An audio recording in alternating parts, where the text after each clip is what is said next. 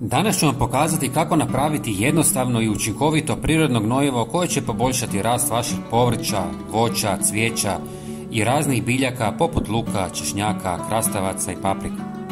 Sve što vam je potrebno vjerojatno već imate kod kuće, a postupak je brz i zanimljiv.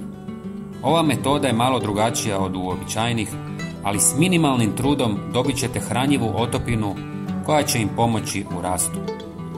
Za početak, uzmite jednu žlicu riže i stavite je u mlinac kako biste je samljeli u fini prah.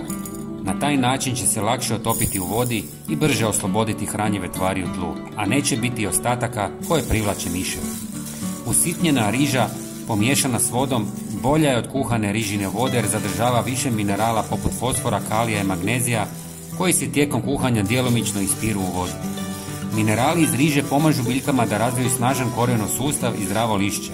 Osim toga, poboljšava mikrobiološku aktivnost tla i stvara idealne uvjete za rast biljaka. Ovo nije zamjena za gnojivo, ali je odličan dodatak. Osim toga, za pojedine biljke možete dodati i talog kave ili malo drvenog pepela. Za razliku od nekih drugih gnojiva, riža ne narušava pH tla i pogodna je za različite vrste biljaka, bez rizika od predoziranja hranjivim tvarima. Kako biste pripremili otopinu, pomiješajte samljevenu rižu s litrom tople vode i ostavite nekoliko sati da odstoji.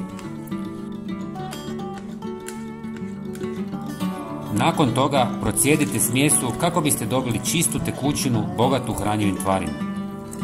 Prijatelji, napišite nam iz kojeg grada nas pratite. Hvala vam.